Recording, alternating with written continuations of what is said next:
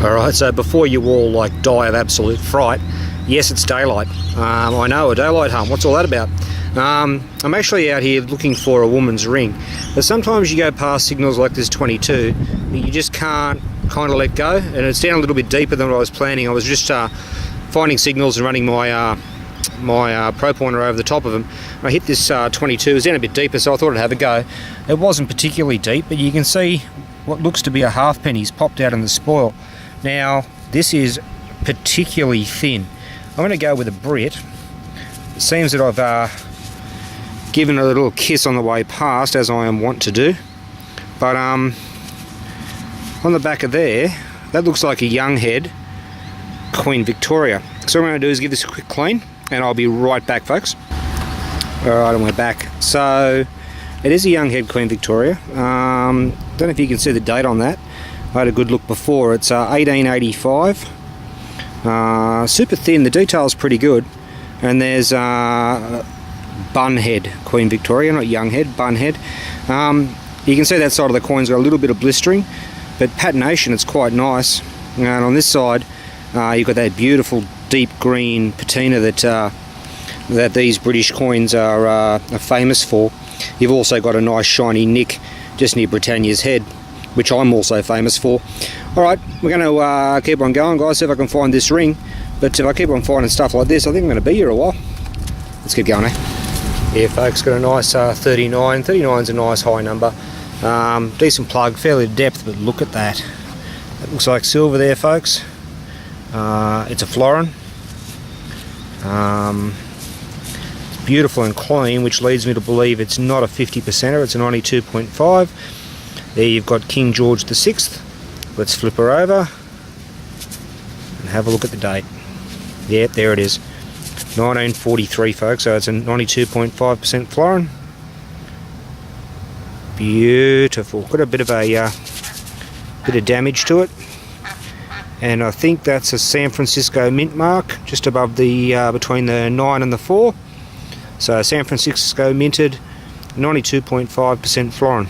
Haven't found that ring yet, but I'm finding other cool stuff, so I'm going to keep on going. Alrighty, folks, it's getting on dark. I'll switch to headlamp. You can see I got myself a nice 17 on the surface, or close enough to. And you can see the Safari gives you a ring pull and or a ring.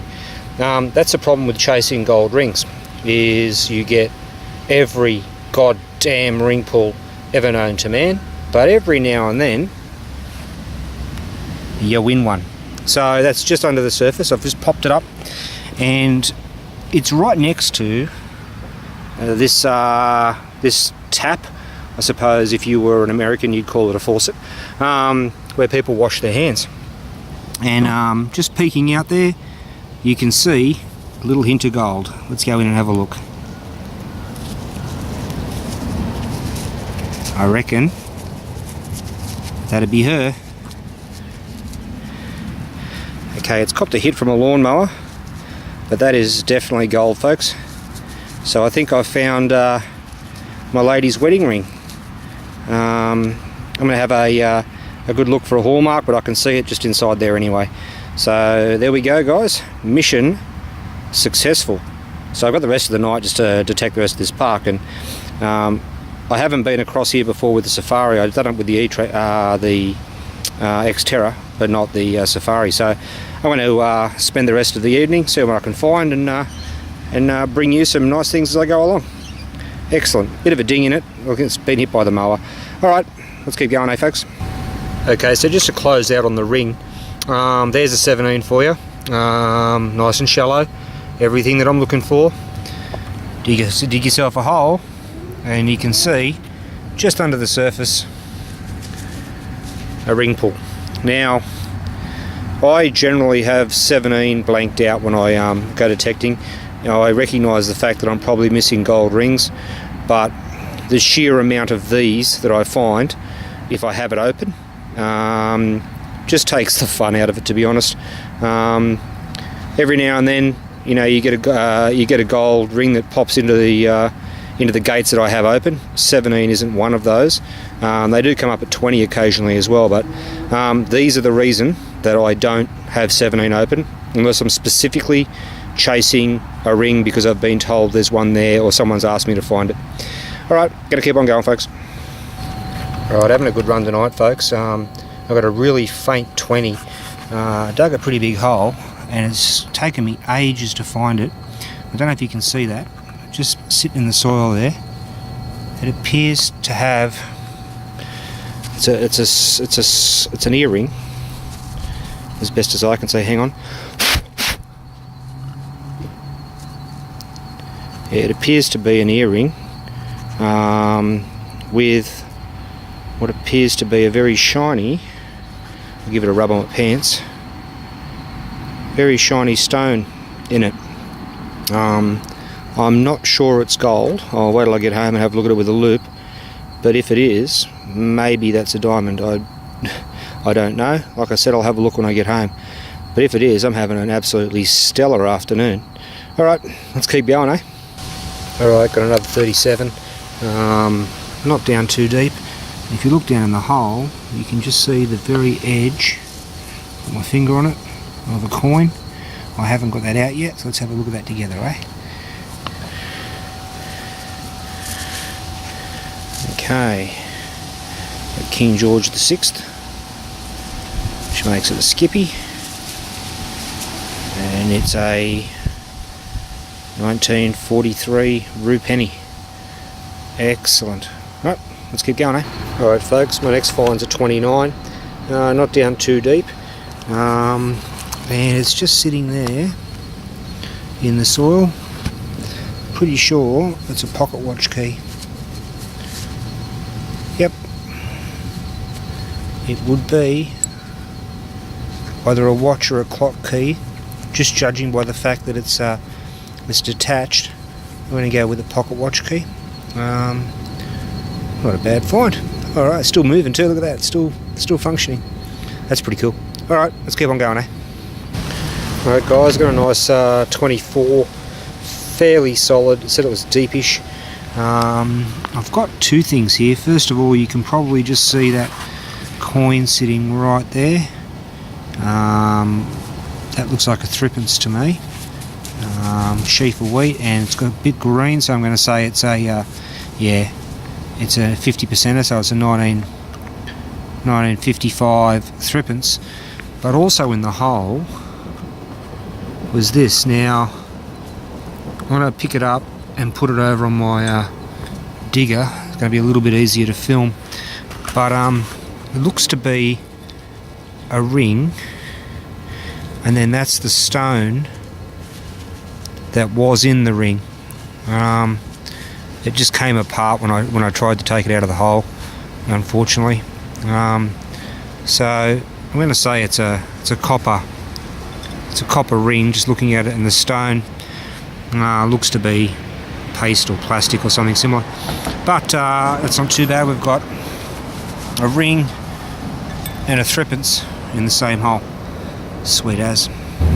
Alright folks, my next target is a 33 in amongst all those tree roots, but it's come out in the spoil. I haven't had a look at it yet. You're seeing it pretty much the same way, or exactly the same way I saw it. Looking at how green it is, which is hard to gauge at night under a headlamp. I'm going to say it's a 50% silver. There we go, 1951 sixpence.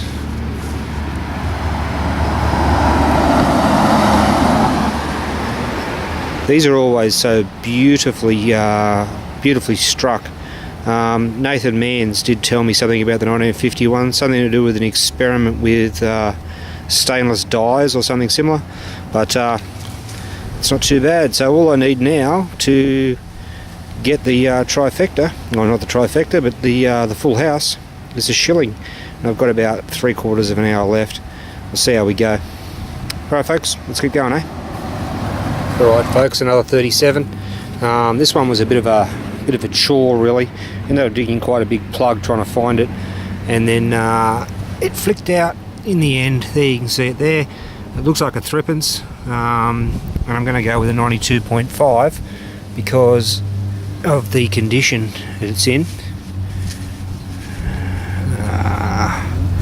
Kind of helps if I keep the camera on the coin, doesn't it? Okay folks, just give me a second and I'll give it a bit of a rub. Hang on.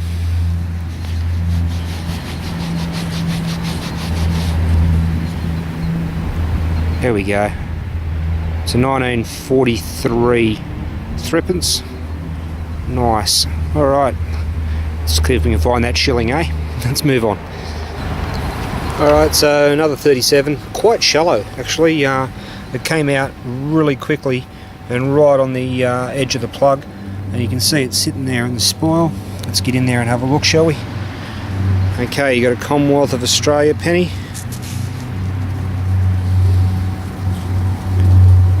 And apart from that, I can't tell you a real lot without a bit of a rub. Hang on, folks. Oh, here, there she is. Comes up beautiful. 1921 Commonwealth of Australia penny. Excellent. Alright, let's keep going, eh? Alright, folks, so we've got a 34. Again, it's come out in the spoil. You can see it just tucked in there. Let's go in and have a look, eh? Looks to be a halfpenny.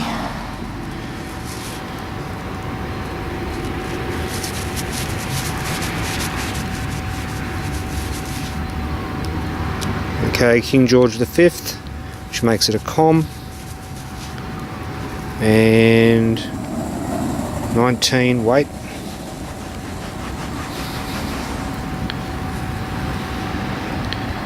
I want to say 1932. Pretty sure it's a 1932 com. Alright, Commonwealth halfpenny, sorry, not a full. A 1932 com halfpenny. Alright folks, let's kick on, eh? That is super blurry, come on. Let's get some focus. There you go. Righto, let's kick on. Alright, another 36 folks. And it's sort of come up on my digger. Sitting right there in the guts, haven't uncovered it yet. Let's go in there and do it together, eh? It's definitely a threepence.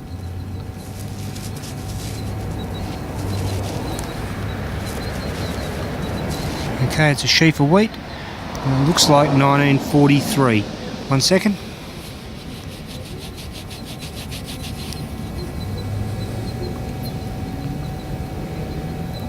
Yep, I think it's 1943. As best as I can make out under my headlamp. At this rate, I think I'm going to get a shilling's worth of threepences if I keep on going the way I'm going. Alright, let's keep going guys, we've got about 5 minutes left. Okay folks, last find of the night, I've got to get home. Got dinner waiting for me. Nice 35, and you can see the little glint of silver right down there in the hole. Going to reach in and grab that out. It's another threepence, and this one's a 92.5, and I'm just making it dirtier and dirtier by rubbing it. Just give me a second folks, talk amongst yourselves. Small tea break. Okay, and there we have it when the camera focuses. I can tell you it's a 1936. There we go, 1936 threepence coat of arms, and that wraps me up for the night, guys. I'll do a wrap up tomorrow morning in the usual place on the stairs on my deck, and I will see you then. Alrighty folks, wrap up time. It's the next morning. These are the things I found last night. You saw most of them come out, but up the top here we've got our pennies. 1921 Commonwealth of Australia penny, a 1943 Roo penny. Under that we've got a couple of half pennies, our 1932 half penny, and an 1885 British. Let's have a quick look at that. It's got this beautiful patina. I've always loved the way they are substantially greener. It must have been a different metal mix back then, but beautiful portrait of Queen Victoria on the back. Other silvers. So we've got a 1943 floren, 1951 sixpence, and then 4 threepence. Fortunately we didn't get the shilling, so we've got 2 43s. One is a San Francisco mint mark, I'm pretty sure. Just over the right hand side of the scroll there. I'm pretty sure that's an S, as best as I can see. And then the one underneath it is a Melbourne mint, and it's got no mint mark at all. So San Francisco's had an S, the Denver's had a D, and if it doesn't have a mint mark, then it's an Australian minted threepence. We've got a 1936 threepence, as well as a 1955. Over here in the other odds and sods, we've got a couple of 10-cent or 4 10-cent pieces. Now, ordinarily, I don't dig those signals, but they were coming up in the same range as the gold ring, so I had to chase them. $5 in spending money, and then might as well show you these first. A couple of 1 and 2 cent pieces. As I said before, I don't film them. And then we've got the collection of other odds and sods. You saw the key, the winding key to either a clock or a watch. I'm pretty sure it's to a pocket watch, which is pretty cool. And then we've got the junk ring. Well, it was copper. It's got a glass red stone that fell off it. Another junk ring. The earring that I was kind of hoping was gold with a diamond, but as you can see, I've given it a bit of a clean, and the gold plate comes off. Looked at the stone under a loop, and it's not a diamond either. It's far too glassy, shall we say. It's a modern button. It looks impressive, but it's not. And this yellow gold ring. You can see the mark underneath there. Funny story about this ring.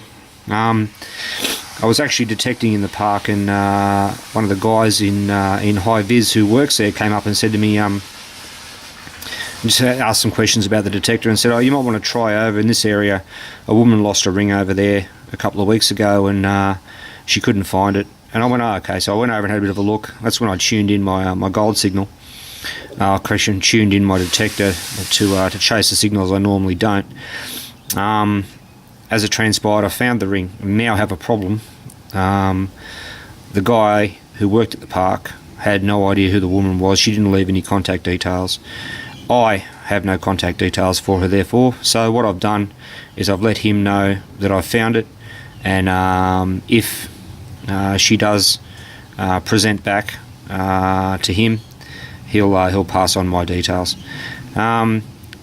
It appears to be a handmade ring. There's no identifying features inside the ring apart from the mark right there. But apart from that, it's going to be hard to for her to identify the ring. And now it won't even fit on a finger, given that it's been clipped by the lawnmower in those intervening 2 weeks. All right, folks. That's pretty much it. Hope you enjoyed the hunt, and we'll see you next time, eh?